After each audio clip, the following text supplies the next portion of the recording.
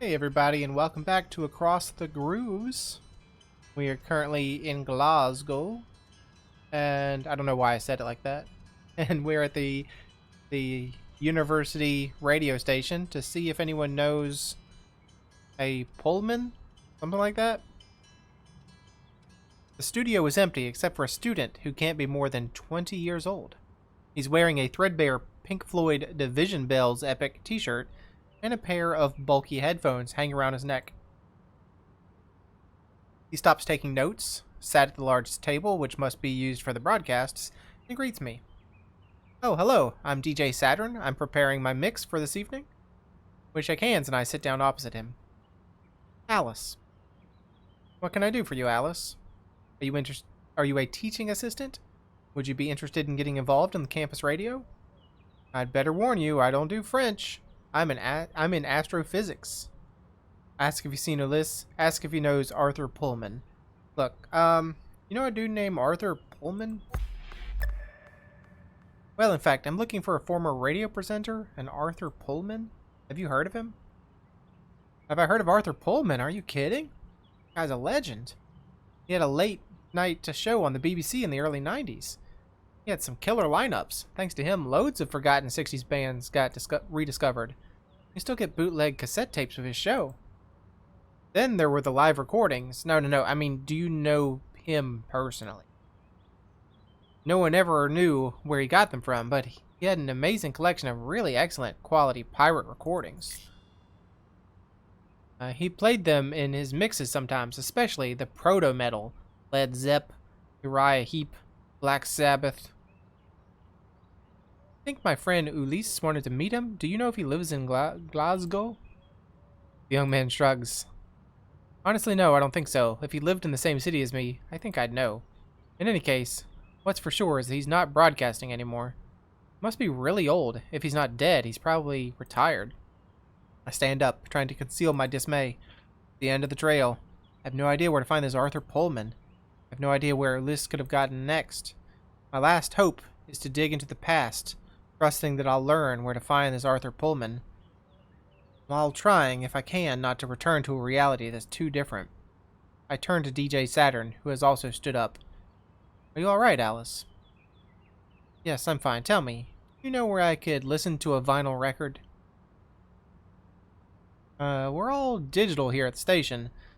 Got a record player at my digs, though. And if you're up for it, I've got a few tapes of Pullman's show. We could listen to one if you want, but only if you let me buy you a drink so we can get better acquainted. It's not like this, DJ Saturn. I could give him the benefit of the doubt, but it's pretty clear that DJ Saturn is hitting on me. That's kind of you, but I'm just passing through Glasgow. Oh, okay. Otherwise, there's a couple of second-hand record shops in the town center. You should be able to listen there. He jots down the address on his notebook, tears it off, and holds it out to me. Thanks. I leave the studio and the building and begin walking back to the town center, hoping to reach the record store before it closes.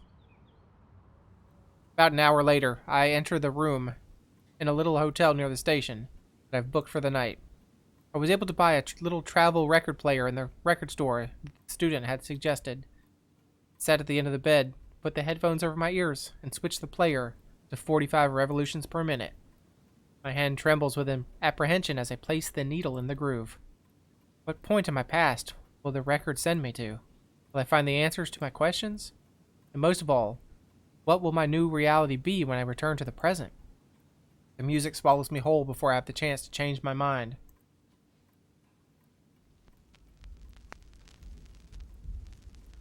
Percussion intro. I try to focus on Ulysse.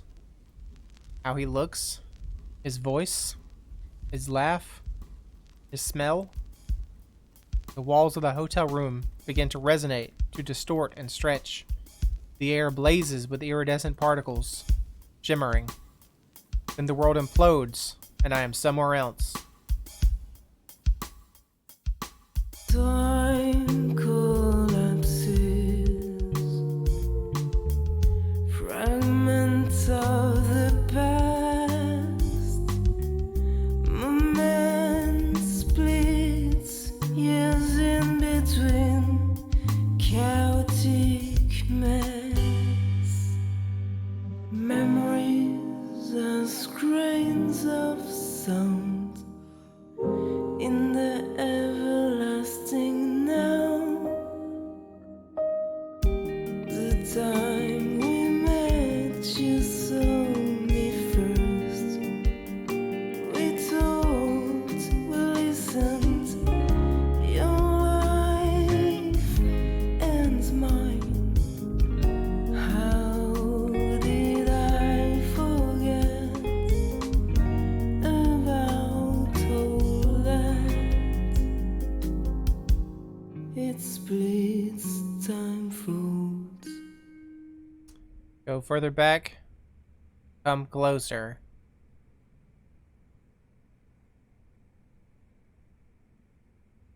Let's... What do you mean come closer? You mean come closer to the current time? Or you mean come closer physically? I mean, because if we need to get back to the 60s, we're not old enough to go back in time to the 60s to find Arthur Pullman. Let's find out what come closer is all about.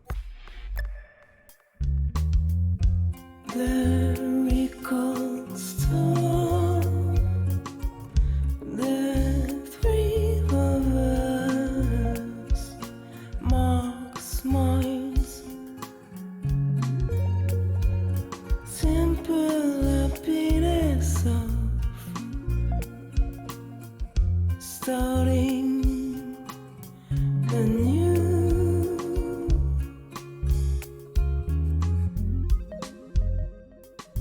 Time falls on itself again. I focus on the atom heart, the nucleus of what we were, of what we are. Golden light through the window, evening sun. Sunday afternoon, you there on the couch, me at the piano. I look at you, I smile. When you smile back, the flow of time stabilizing into this then. And this then is now. Willis closes his book and looks at me, concerned. The Teenage Ninja Beatles. Are you okay? Stop playing all of a sudden. I got the feeling you were somewhere else. Yes, I'm fine. Or no, I'm not great. Like, let's go no, I want to say no, I'm not great because I don't really understand, but let's... Instead, I'm changed my mind immediately. Let's go for yes, I'm fine. Yes, I'm fine. I hold myself together. I know that my time here in this moment is precious. I don't want to allow myself to be overcome by emotion. Are you sure? You think you just seen a ghost. Willis stands up. I'm going to get a glass of water. I'll be right back. Don't move, I'll get it for you. While Ulyss goes to the kitchen, I have time to look into the mirror above the mantelpiece. I still have long hair. I'd cut it a month or two before we split up, which tells me that we're probably sometime in the summer before our breakup. We were still happy back then. Then in September, at the start of the new school year, he began to be more distant. Was he already thinking of leaving back then? Ulyss gives me a glass of water. I drink. Sits down on the coffee table, facing me, and puts his hand on my thigh. Better? I nod. Thanks. Put the glass down on the piano. I hope you use a coaster. My time is short. I have to get to the point. This will probably sound strange, but do you know where I could find Arthur Pullman? Arthur Pullman? The radio presenter who played old records in the 90s? Yeah, I was wrong. I said 60s earlier, but he was a a DJ from the 90s playing music of the 60s. That's how I got confused. Yeah. It's funny. There was actually a short article about it in Les Inrocks last week. He snatches up the magazine on the coffee table, rifles quickly through it, and holds it out to me at the right page. The heading says, Jimmy Page's Loch Ness house is sold. Apparently, he bought Boleskine House. Boleskine? Probably not pronouncing that correct at all. It's a house in Scotland that Page, the Led Zeppelin guitarist, bought in the 70s. It appears in some parts of their film concert. The song remains the same. Gotta say, I'm not totally surprised. Pullman's always been a Led Zepp fan. He played a lot of their live footage on his shows. Put the magazine down next to me, on the piano stool. I hope I remember all the information when I get back to the present. I didn't know you knew so much about this stuff. Because of Mark. He's a big fan of the guy. He's got cassette copies of almost all the shows. If you ask me, some of his mix choices aren't fantastic. Frankly, playing Ultimate Spinach straight after the Garden of Earthly Delights from the United States of America is almost tasteless. As for his almost fanatical infatuation with Chelsea Girl. Anyway, all serious musicologists agree that Desert Shore is undeniably Nico's best album. Ellis. Why not mention the Marble Index while we're at it, insisting on being original no matter what? Having someone like Joe Boyd at the helm, that makes all the difference, doesn't it? Look, Ellis, you're gone off on a tangent, dude. He's the one we can thank for 5 Leaves Left, for God's sake. Nick Drake's best record. Some people say the Pink Moon is better, but Ulysses is off. I know from experience that he could go on like this for hours. I'm afraid I don't have hours. I grab his arm and look him in the eye. Ulysses stops in the middle of his sentence. Understanding lights up his face. It's the record, isn't it? Avoid the question. Yes. It's the record, Ulysses. I'll be straight with you. If we're talking about the same thing, yes, I listened to the record. And you came from the future, where you need to find Arthur Pullman, right? I look away. I'm scared of telling him too much, that it may have an unpredictable impact on my reality. Ulysses seems surprisingly relieved. He takes me in his arms, and we hold each other for a while. Then he emerges from our embrace and adds cheerfully, that means that it didn't work. What didn't work? Yeah, what? What didn't work? The walls of the apartment around us begin to dislocate. I don't need to explain to him. I can see in his face he understands what's happening. Alice, please, try to remember that we don't need to break up anymore.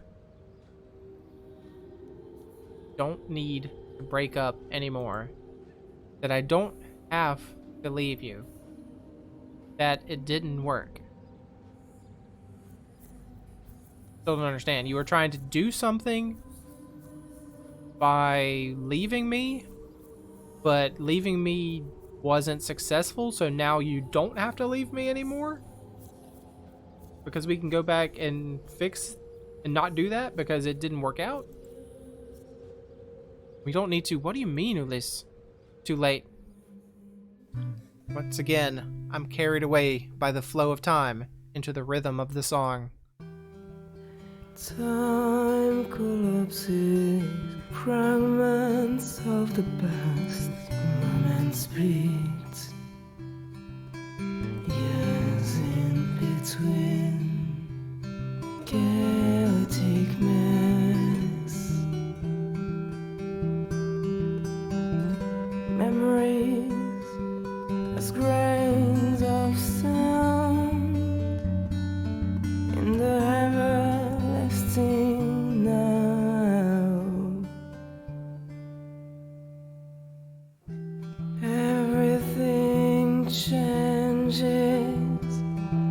I shed the remnants of my old skin until the flow of time stabilizes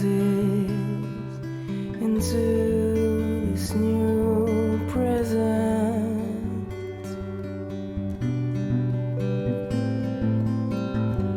seated in a leather armchair. A jazz record plays softly with the characteristic crackling of a vinyl. I don't immediately notice the older man who is watching me, surprised, from an armchair, which matches the one I sit in. What I do, however, notice is that I'm certainly not in the room, in the little hotel near the station in Glasgow. I look down. I'm wearing brown suede boots, an A-line skirt, and a tartan sweater. Long blonde tresses frame my face and fall against my chest, much lower than they should. I try to brush away a strand I feel on my forehead, but it falls straight back where it was, suggesting that short bangs cover my brow. The man facing me clears his throat to get my attention. Are you Arthur Pullman? Act as if nothing is wrong. Admit the strangeness of the situation. Let's not give in to anything. No, this is perfectly normal. Oh, I'm sorry. I spaced out there for a second. You were saying? The man gives a mischievous chuckle. Good try, but you'll have to do better to explain why you've just materialized in my office. He speaks with a calm, almost melodious voice, with that profoundly British, slightly drawling tone that one usually associates with the aristocracy. Pullman. Arthur Pullman. Nice to meet you. I'm Alice. I've been looking for you for some time, Mr. Pullman. Please, call me Arthur, or Art, if you prefer. He leans forward and holds out his hand. I shake it. I suppose that you've just listened to the record, have you? Believe it or not, but after all these years, that's the first time I've personally witnessed a realignment, and I'd like to thank you for the experience. Someone knocks on the door. Come in. An elegant-looking middle-aged man pushes open the door and places a tray with a steaming teapot and 2 mugs on a side table. If I've just materialized, how'd you know to bring 2 mugs? He doesn't seem surprised to find me here. Thought you might like a cup of tea? Walks over to Arthur and plants a quick kiss on his lips. Right, I'll leave you to talk. Thank you, David. David leaves the room. As you see from my partner, your presence here is perfectly normal. Arthur pauses for a moment, thinking. Oh, because in the timeline that is now, David knew I was here. I didn't just materialize for David. In David's memory, I've been here. But for some reason, Arthur he has a recollection that this isn't all normal. Like, he saw me materialize, so I'm not existent in his past like I am in David's past. Now, I suppose that after all the efforts you must have gone through to find me, you no doubt have a lot of questions. Fire away. Ask if he's met Ulysse. Ask what he means by realignment. Yeah, how did you see the realignment? You said this is the first time you've witnessed a realignment? What does that mean? How can I explain this simply? Let's say it's one of the possible effects of the Kouros. The Kouros? Yes, the choir of the gods, if you prefer. That's what we call the vibration on the record during the joining time. What do you call it then? I don't have any words for it. Shrug. I don't know, I just say the record? Arthur smiles. Yes, that probably makes more sense. Each time that someone listens to the record, reality changes to adapt to the modifications that person has made to their past. Our memory, as recollections, the sum of what we are, as it were, remains intact. And there is a principle of economy, if you wish, which makes the changes as limited as possible. It's extremely difficult, indeed very probably impossible, to instill a global change. Generally speaking, someone's listening does not affect others. But it does sometimes happen that one is the eyewitness to a change in reality. Okay, so if it doesn't affect others, I mean, that doesn't make any freaking sense. Because it definitely changed whatever our old boyfriend's name was. Like Jean-Baptiste changed our sister and her not husband. It changed David, apparently, because he knew I was here. Objects are people who appear or disappear before your eyes, or more rarely, the geographical movement of the witness themselves. I call that a realignment. That's exactly what just happened. You went back to your past to find out where I lived, didn't you? I nod. And the record sent you to the moment in your past where you could obtain that information. Yes, that's exactly what happened. Which is why you're here. You know, your intent is the principal factor, which determines the moment of your life, which the record will make you relive. Do what thou wilt shall be the whole of the law. Before I have time to recall where I've heard that citation, he continues. It's Aleister Crowley. That's the reason I saw you appear in my office a few moments ago. But how do you explain that you were aware of my sudden appearance when your partner reacted as though nothing odd had happened? Exactly, that's what I want to know. I don't really have an explanation.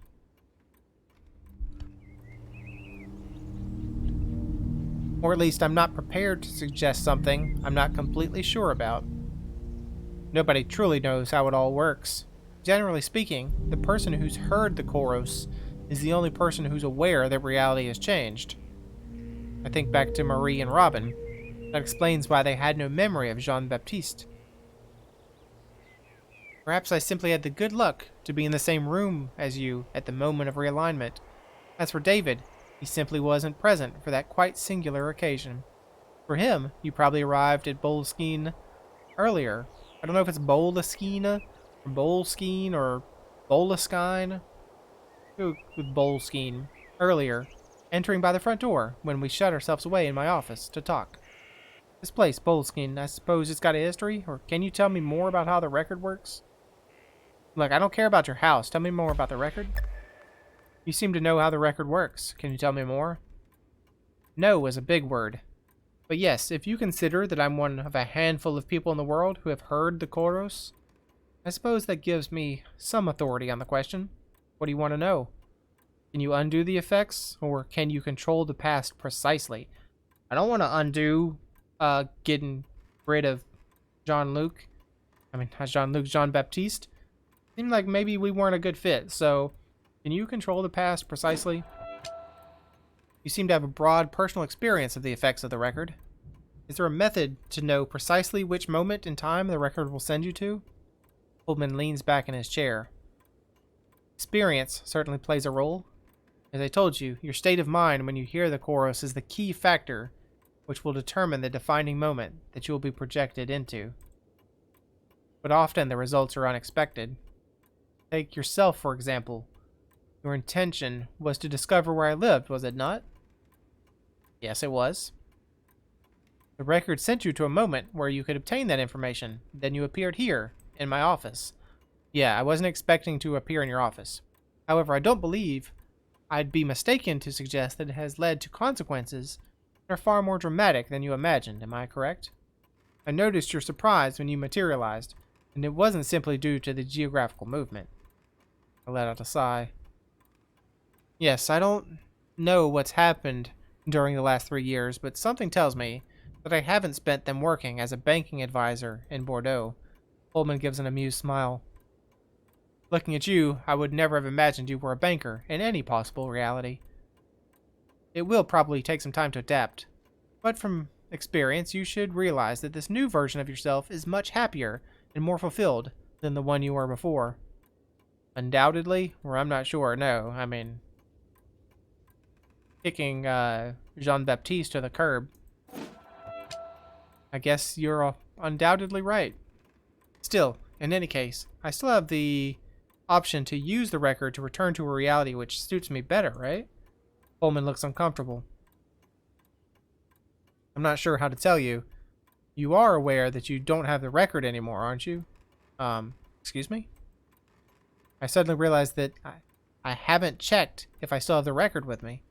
I grab my bag, which rests by my feet, and frantically rifle through it, trying not to panic. Clearly, the record is not there. Alice, I understand your reaction, but do try to remain calm. Where were you just before you materialized here?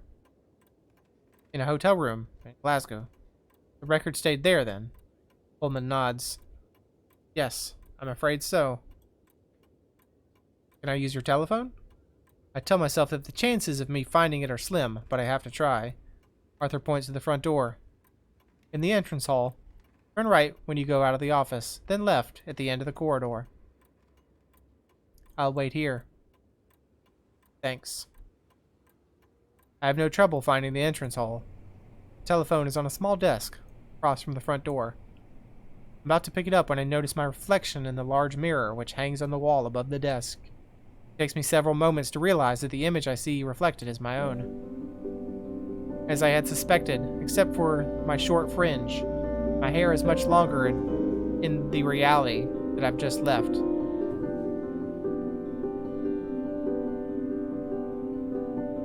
I think I missed a word there. Her hair is longer now than before. My new dress style is evocative of the 60s, with the knee-high boots and that A-line skirt. It's always with the 60s with you. Even my makeup style is different. A nude mouth and strongly cold doe eyes. I've always liked that period, the 60s, the music as much as the fashion. I'm therefore not totally surprised to find myself in a reality where I've completely embraced this style. You know what? I like it. It'll probably take me a bit of time to get used to my new appearance, but something tells me that I could quickly grow to like it. I tear myself away from my reflection and pick up the telephone before realizing that I don't know the number of the hotel. I rummage in my bag, and I'm relieved to pull out a crumpled bill for my night in the Station Hotel in Glasgow. The number of the hotel switchboard is written below the address. I explain my situation to the receptionist. She tells me that no, I've forgotten nothing in my room, which I checked out of the day before last. I insist.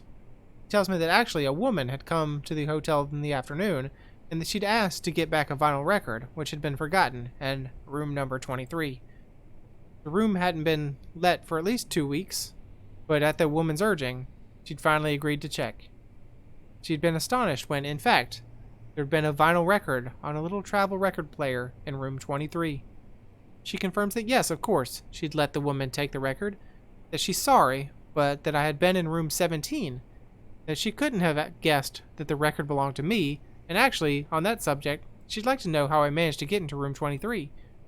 I tell her it's not important, however, if she could tell me the name of the person who reclaimed the record, that would be great. She tells me the woman hadn't thought to ask her name, but it was a woman, middle-aged, with white hair, and wearing a dark pantsuit. It was Eva. I thank her, hang up, and hiss Eva between my teeth before the handset is even resting back on its support. Then I return to the office. Coleman has changed the music in my absence. He's smoking a cigarette by the window while he waits for me. Oh, excuse me. He stubs it out in the ashtray left on the exterior windowsill. David's forbidden me from smoking inside. We've compromised on this. I'd love to quit, but I'm afraid it's rather late for this old dog to start learning new tricks. He sits back down behind his desk. So? I'm afraid someone's already got the record. Let me guess, a woman in her 40s answers the name of Eva Lorenz, am I right? You know her? Arthur lets out a sigh. Oh yes, I've known her since she was a child, but I haven't seen her for more than 10 years. How have you known her for so long, or how did you lose touch? No, who is she to you? How have you known her for so long? I was a member of the commune where she was born, in Germany. I was, let us say, quite close to her father, Ernst Lorenz. Coleman breaks off and stares out the window, his gaze far away for a minute. Anyway, I'd have preferred that she hadn't got her hands on the record.